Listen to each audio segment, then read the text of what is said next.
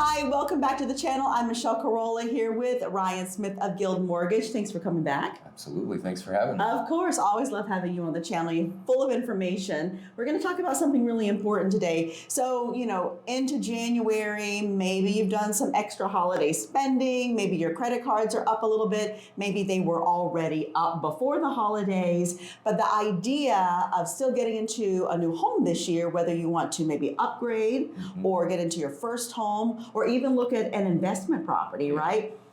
You can still do that. There are a lot of things that you can do to rectify those credit issues, and Ryan's going to share those with us today, some best tips and everything to get this new year started. So what do you think, the first thing someone should do? Maybe take an account of where they are? Yeah, I think the number one thing you need to do with credit, which we know is obviously very important, is you have to be aware.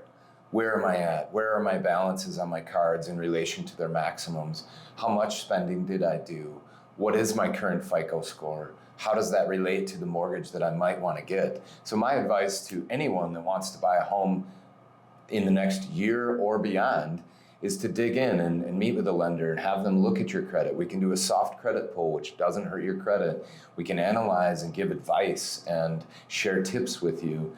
So the first thing is awareness. You need to know where you stand right now, and then figure out what do I need to do to get where I want to go. And that can be for someone that's not really ever, dived into that kind of thing, then you don't even know where to start sometimes. Yeah. It's a case where you don't know what you don't know to even get started. So like you said, just grab a lender. Like you guys, you can sit down and walk everyone through from the beginning to the end. Yeah, it's a free process. Yeah. It doesn't cost anything. There's no obligation.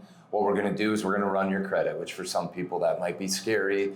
But if you don't look at it, then you don't know what you don't know. So we'll take a look at it, and if everything's great, then we'll tell you it's great. And if there are some things that you need to do to fix something to get where you want to go as it relates to owning a home or investment property, then we'll give you some coaching on that. And sometimes the things that I tell people about credit is it doesn't get fixed overnight. So if you have something you need to fix or to change, you want to learn about that sooner than later so you have time to pay something off or time to deal with something that's on your credit, so that if you want to buy this summer or later this spring or even in the fall or winter, right now is a great time to take a look at it, get prepared, figure out what steps you need to take so that you don't run into those issues down the road. And there are some basic things that I think I could share with people. Yeah.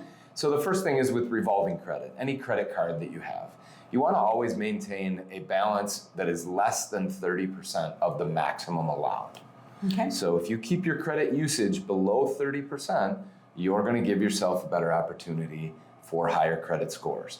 And so one thing that I share with people is treat 30% of your maximum on a credit card as your maximum. Right? So if you do that, you'll always maximize your credit score as it relates to revolving debt. That makes sense, yeah. Yeah. The other thing is how many accounts you have. You don't want to have a lot of accounts. I like to see 2 major credit cards and whatever loans you may have. So let's get 2 major credit cards. Let's use those and build history. So that's the other thing is the length of your credit history. You have to build length of credit. That's why younger people don't have as good a credit scores as older people who have built a whole lifetime of work for the system to score you on. So we want to build that now. And then I would stay away from department store cards. I was going to say that. Yeah, let's do the don't fall for that. major credit cards. I just don't like to see the department store cards. You end up with too many. So 2 major credit cards, whatever loans you have, stay at 30% or less, balance always on revolving debt. Those are some really easy things to do. And so you can start by looking at your credit card balances right now. What is my maximum and what's the current balance? What do I need to pay that down? And then keep it below that 30%. And that'll give you just a jump start on maximizing your credit score. And one thing you said, of course, unfortunately, it's a very big industry, which is department store credit cards, right? Yeah. And you can fall for those little, hey, we'll give you 30% off or 20% off. That couple of dollars that day on that transaction is completely not equal to what that can do, maybe having you overspend or have too much credit out there, right? You could have too much. You could have balances on cards that have a lower ceiling on the limit. If you must have those cards and take the 10% off, pay it off that day. You know, that'd be the thing. It's like pay it, you know, buy it and then pay it off. That's another way to manage it.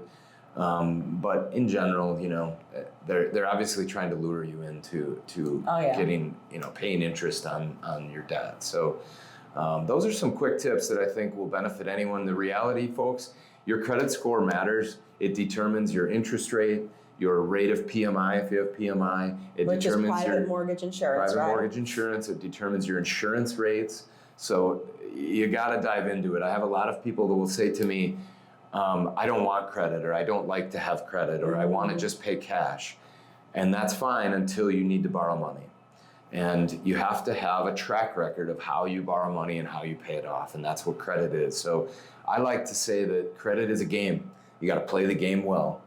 And I can give you some credit tips that will help you through that process. And once you learn it, you'll never lose it, you know? Well, and that's the thing. It's not scary. It just is what it is, right? It's just numbers, and a lot of times numbers scare people, but especially when, again, like you don't know what you don't know, and you're looking at something that you don't really understand what you're looking at, or it might be just too big of a number that you don't even know how to tackle it yet. The great thing about working with a good lender is that you bring them in at the beginning. Not only will you do the audit, but you can set up a plan, right? And let people follow a plan and then get to that ultimate goal of buying their home or their investment property or whatever their goals are, right? Yeah, we just call it path to home ownership. So if you want to own a home sometime in your lifetime, it's never too early to start. Right. The information that you get, you can take forward whenever then the timing is right for you to buy.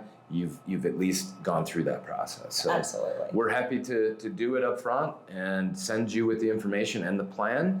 And then whenever the timing is right for you, based on what you've learned and based on what's going on in your life, we'll be there for you if you need us. Perfect. Okay. Excellent. Good advice as always. And again, it's not scary. Just let them walk you through it. You'll know where you are. And maybe that idea of a new home that we can help you with is a lot closer than you think, right? Yep, absolutely. Thanks, Ryan, as always, Thanks coming on for the having channel. me. Yeah, absolutely. You can find his contact info and our information below. And if you haven't subscribed to the channel, be sure to do so. We put out great videos every week that are informative and fun and new homes and all kinds of things if you love real estate like we do.